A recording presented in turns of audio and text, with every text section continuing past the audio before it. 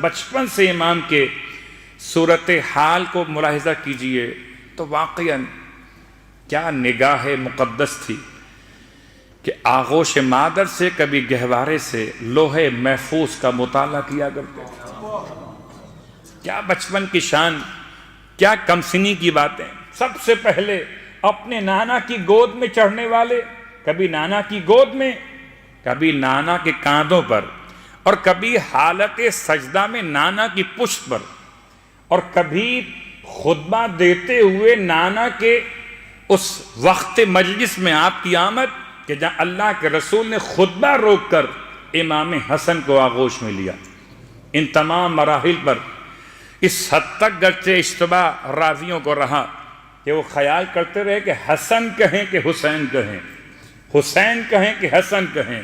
بہت سارے معاملات مولا حسین کے مولا حسن کے ساتھ مشتبہ ہو گئے، اور بہت سارے واقعات اس میں کوئی شک نہیں کہ ریحانتہ رسول خدا ہیں، دونوں اللہ کے رسول کے ریحانہ ہیں کہ جو روح کو شاد کرتے ہیں، تو مثل گلاب کے پیغمبر کے مزاج کو اس طرح معطر کرتے ہیں کہ پیغمبر ختم یہ مرتبہ صلی اللہ علیہ وآلہ وسلم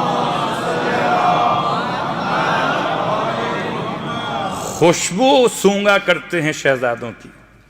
اللہ اکبر۔ کل مدت حیات ظاہر میرے مولا کی 47 برس۔ اس میں اختلاف ہو سکتا ہے کہ آپ کی آمد ہجرت کا دوسرا سال یا ہجرت کا تیسرا سال، اسی کی مناسبت سے ہجرت کے 50ویں برس میں امام کی شہادت، تو 47 برس کل مدت حیات ظاہر میرے مولا کی۔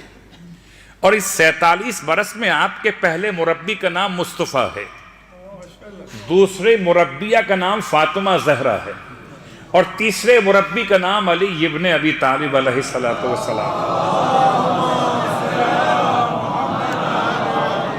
بس فرق اتنا ہے حسن و حسین میں کہ حسن کے 3 مربی ہیں، حسین کے 4 مربی ہو گئے۔ حسن بھی مربی حسین میں شامل ہو گئے۔ اللہ اکبر۔